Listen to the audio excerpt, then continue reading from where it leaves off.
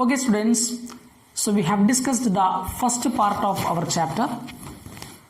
Now we will go to the idea that is how a conductor as well as a dielectric will behave in the effect of an external electric field.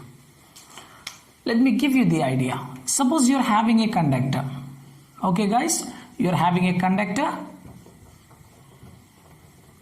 as well as you are having a dielectric. You are having a dielectric. So what is a dielectric? Dielectric is nothing but an insulator. When you provide some external electric field through it,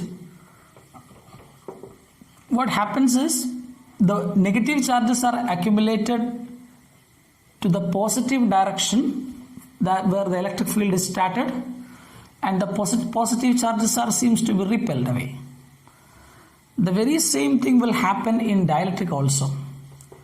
Here we can see that there is a positive region, the negative charges are accumulated over there, and here the negative region, the positive charges seems to be accumulated over there. From the inside the conductor you can feel there is another electric field, we can mark it as EP. Due to this polarization, an electric field is set up which is called EP. Now when we measure, we may got the idea, net electric field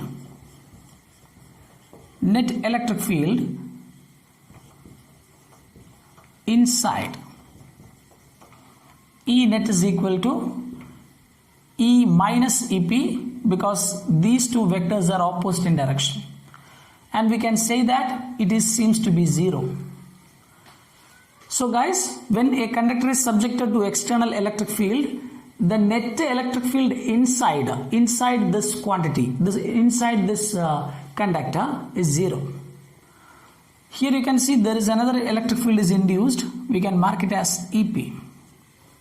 Then net electric field inside, we can write down E net, it is nothing but E minus EP.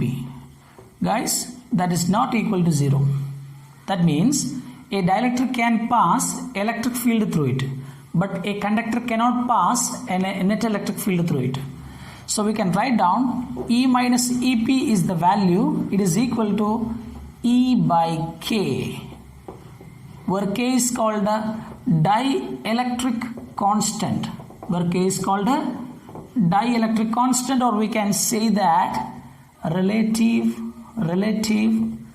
permittivity of the medium, permittivity of this material. So guys, think about it. The net electric field inside is nothing but applied electric field divided by dielectric constant. So that's very important. These two results are very, very important for solving problems in NEET exam. Okay, now we have to discuss the concept of capacitor and capacitance. The conductor has many properties. Resistance is a property, inductance is a property. Similarly, capacitance is another circuit parameter or another property. Capacitance is the ability of a conductor to store electric charge. If a capacitor, if a material or if a conductor has more capacitance, which means it can hold more charges. Okay, capacitance is the ability of a material or a conductor to store electric charge. So let me give you how we calculate the idea of capacitance. Suppose we are having a conductor and we will connect this conductor to a cell, and the negative terminal of the cell seems to be grounded or earthed. Suppose this is the voltage, plus and minus. So when we turn on the circuit, we can see that more positive charges seems to be accumulated here. Okay, more and more positive charges seems to be accumulated here. That is, the total charge is given by Q. If we increase this potential difference, then the charge carried by the capacitance also increases. Material also increases. So charge in the conductor seems to be directly proportional to the potential applied across it. Now we may equate this by taking a constant called C. So Q is nothing but CV. We have an equation. This C is called capacitance. This is called capacitance. Okay, so what is capacitance? Capacitance is the ability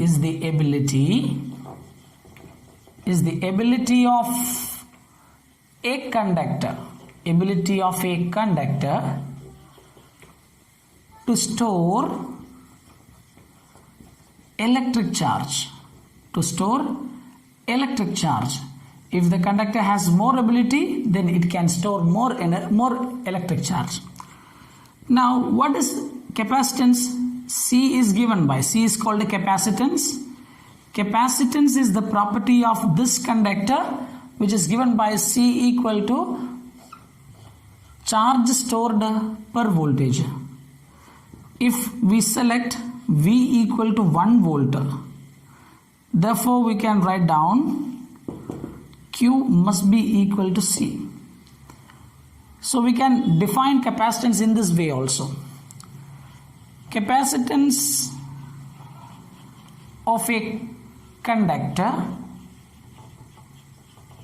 is what is that value? Is the charge stored per unit volt. So when you provide 1 volt supply, a value of charge is stored in the conductor. That value is equivalent to the capacitance. Now unit of capacitance,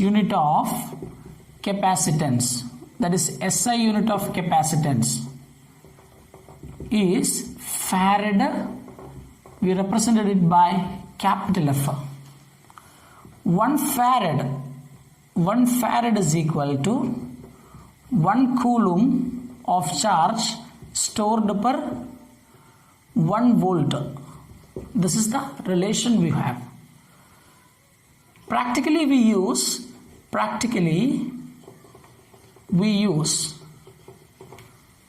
microfarad as the unit of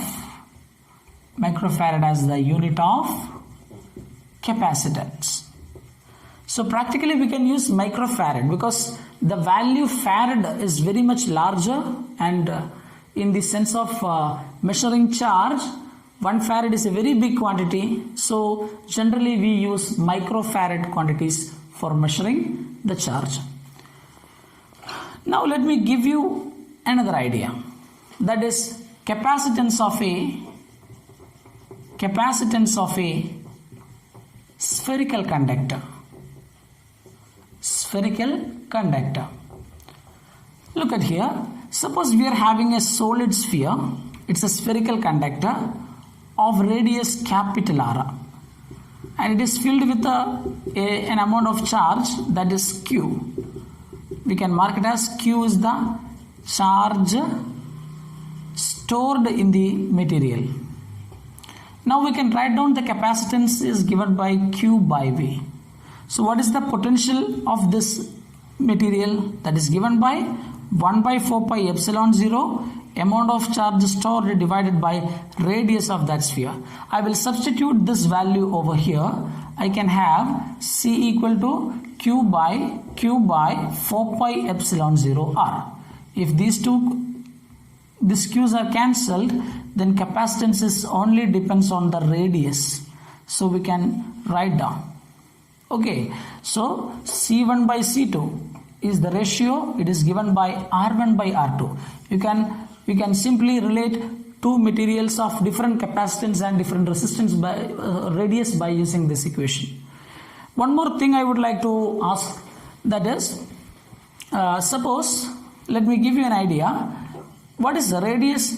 Radius is given by capacitance divided by 4 pi epsilon 0. Now we know what is 1 by 4 pi epsilon 0. 1 by 4 pi epsilon 0 has a value 9 into 10 raised to 9 Newton meter square per coulomb square. I will substitute that value over here. We can write down 9 into 10 raised to 9 into C. C is the capacitance. If C is equal to 1, then what is R? R is equal to 9 into 10 raised to 9 meters. So guys, to achieve a capacitance of 1 farad, we need a spherical conductor of size of radius 9 into 10 raised to 9. That would be greater than that of radius of earth. So please think about it. Radius of earth is about 10 raised to 7 meter. The radius of earth is about 10 raised to 7 meter in the order of magnitude. But this value of radius is greater than that of radius of earth. So to hold that much charge, we need a spherical conductor having radius 9 into 10 raised to 9. Which means we can say that the capacitance of 1 microfarad is very larger value. Okay guys, now we will discuss about capacitor. Capacitor is a device which can give or which can implement or which can exert capacitance to a circuit. Okay, so what is a resistor? Resistor is a device that can give resistance. Capacitor is a device that can give capacitance. So in a circuit, if you want to increase or just remove or increase the capacitance, you have to add this capacitor elements. Now we are going to discuss what is a capacitor. The very basic idea of a capacitor is parallel plate capacitor. Parallel plate capacitor. Okay, so what is parallel plate capacitor? It consists of two plates of conductor, similar plates, similar dimensions, and they are filled with some dielectric material. So this is the arrangement. So we can write down capacitor consists of two conductors carrying same amount of charges but different polarities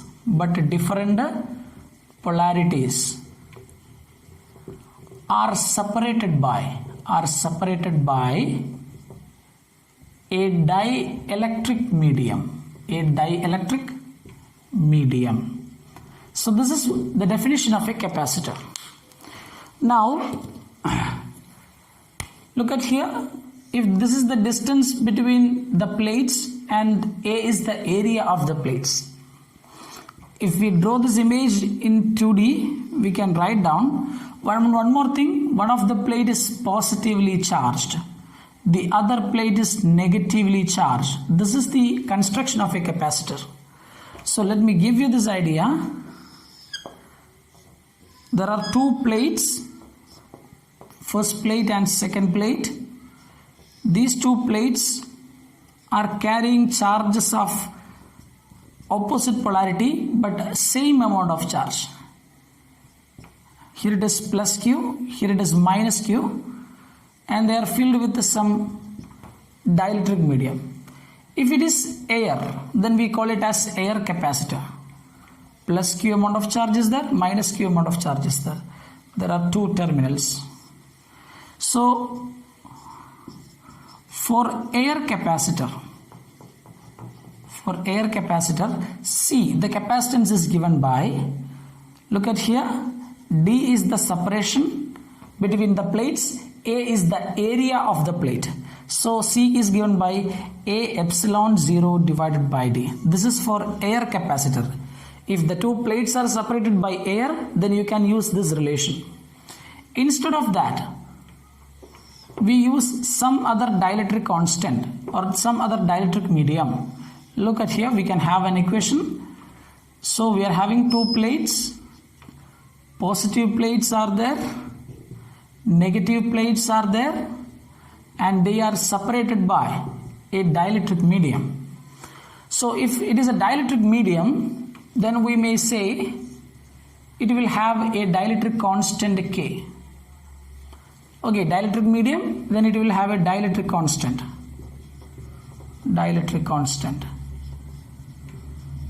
Then this capacitance is given by C dash. It is equal to A into epsilon 0 into K divided by D. This is the relation. What is A epsilon 0 by D? That is C. C dash equal to C into K.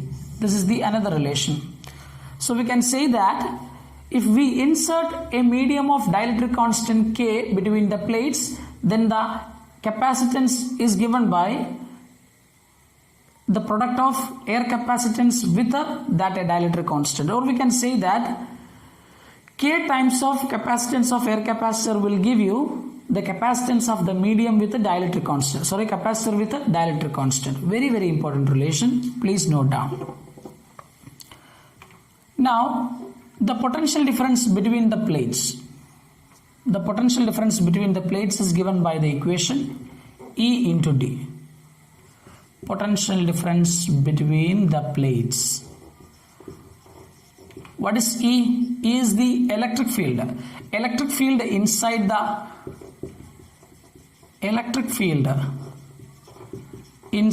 capacitor. Inside the capacitor. That is E is equal to sigma by epsilon 0. Sigma is nothing but Q by A. A is the area of the plate. Q is the amount of charge carried by each plate. Okay, so please learn this idea. Okay guys, suppose we are having a capacitor which is filled with a dielectric medium as well as air. What will be the value of capacitance? And we will discuss that idea also. Suppose we are having a capacitor and this is the capacitor plate. It is filled with a two medium. Okay, the very first one is a medium of dielectric constant K1. The second one is a medium of dielectric constant K2. Look at here, thickness of the first medium is T1, thickness of the second medium is T2. Okay, so this is the combination of dielectrics. And how can we solve this? Please try to learn this idea. If the dielectric is separating the capacitor by means of the length, by means of the separation, we can take this capacitor as two capacitors. You know the symbol of the capacitor or the capacitance is this much. Two plates, that's all. Now we take this as two capacitors. Before that, let me give you, if capacitors are connected in series, this is called a series combination of capacitors. Then if you combine all of them, you will have an effective capacitance. That is called a CS. This is C1, this is C2, this is C3 and C4. Look at this. This is for series combination. We can write down 1 by CS equal to 1 by C1 plus 1 by C2 plus 1 by C3 plus etc. So this is how we do when capacitors are connected in series. Suppose we are having three capacitors. They are connected in parallel like this. Look at here. They are connected in parallel. The first one is C1 is there, C2 is there, C3 is there. Then if you combine all of them, you will have an effective capacitance which is called a CP, parallel combination.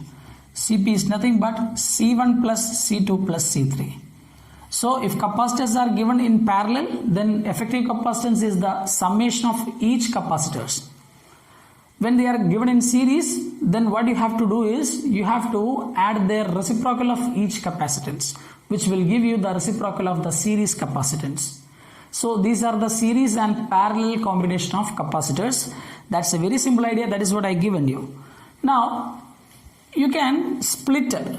If the plates are not divided or the plates are not separated, but what we can see is the dielectric region is separated by means of the length. The total length is divided into T1 and T2.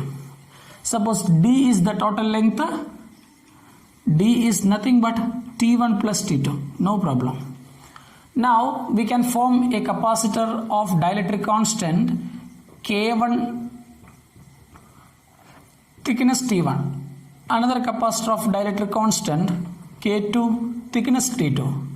Since they are separated by means of the length D, they are connected in series. Then what is C1? C1 is equal to A epsilon 0 K1 divided by T1.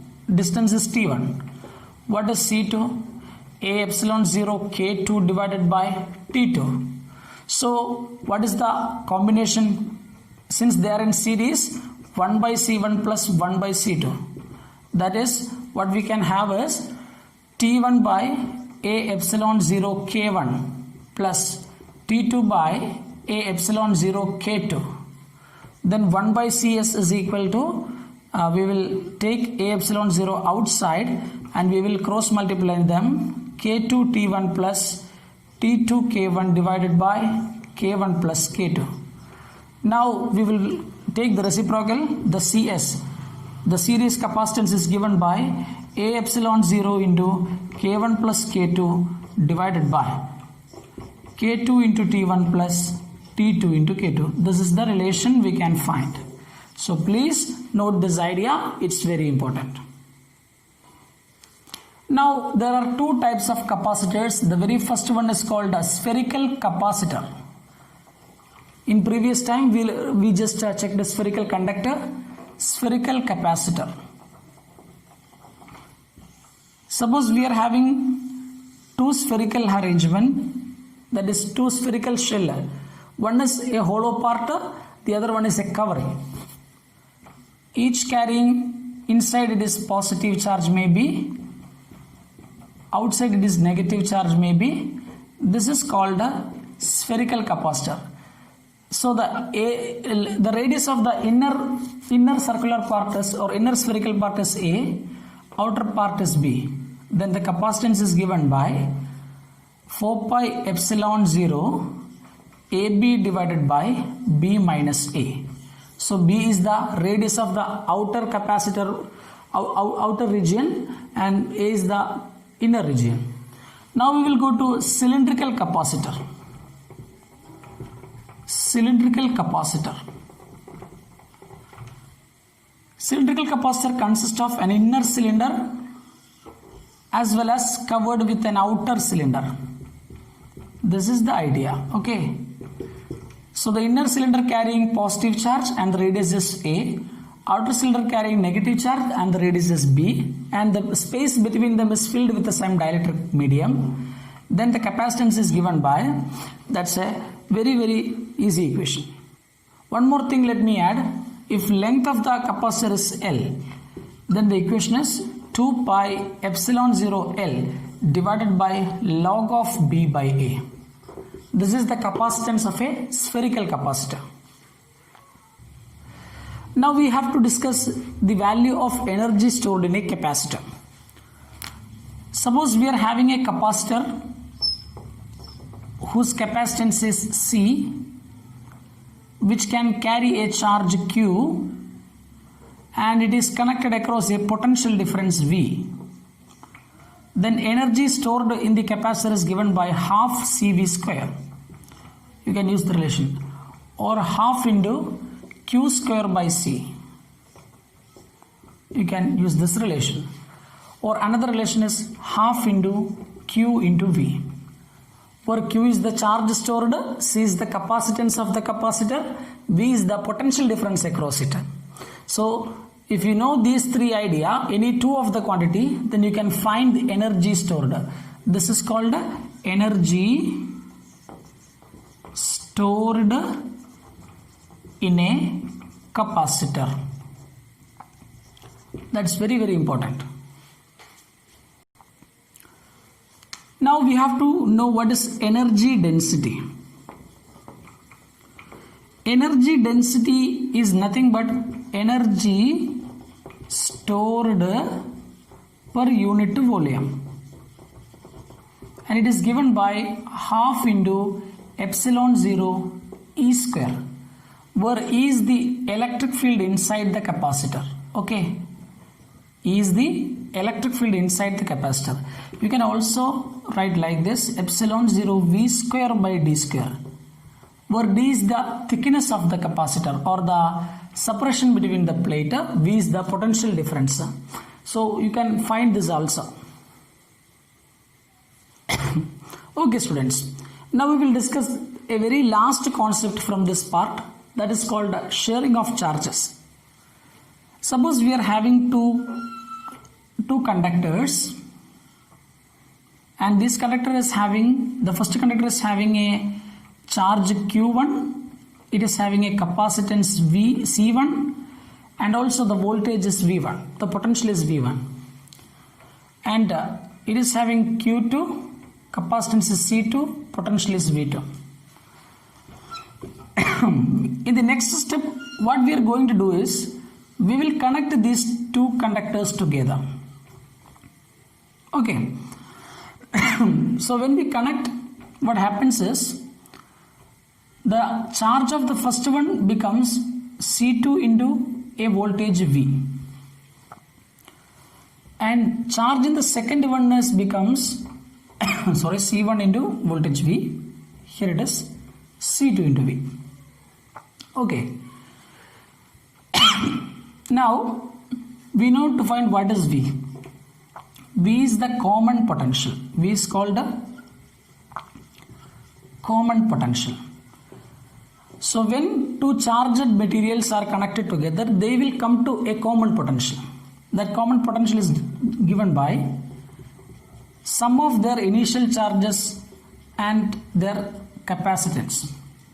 Or we can write down, initial charge means C1 V1 plus C2 V2 divided by C1 plus C2. This is the common potential. Therefore, charges after sharing, Q1 dash is the charge remains in the first body, that is C1V. Q2 dash is the charge remains in the second body, C2V. So guys, when charges are transferred from one of the body to another, there will be an electric current set up.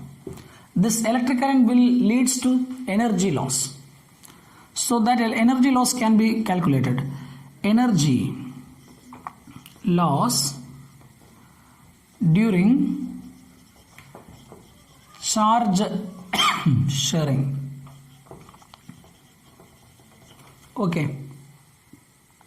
So this energy loss is given by delta U, it is equal to initial charge of the system minus final charge of the system, and if you do this operation, you will have an answer 1 by 2 into C1 C2 divided by C1 plus C2 into V1 minus V2, the whole square. This is the relation we can use to find the energy loss. Okay, so V1 is the potential of the initial case here. This is V2 for the second conductor. If you know the initial potential difference and their capacitance, you can predict how much energy will be lost during charge sharing. That's very, very important. Please note down. Okay. Okay. Suppose we are having two concentric spheres. The very first one is here. It is having a radius r.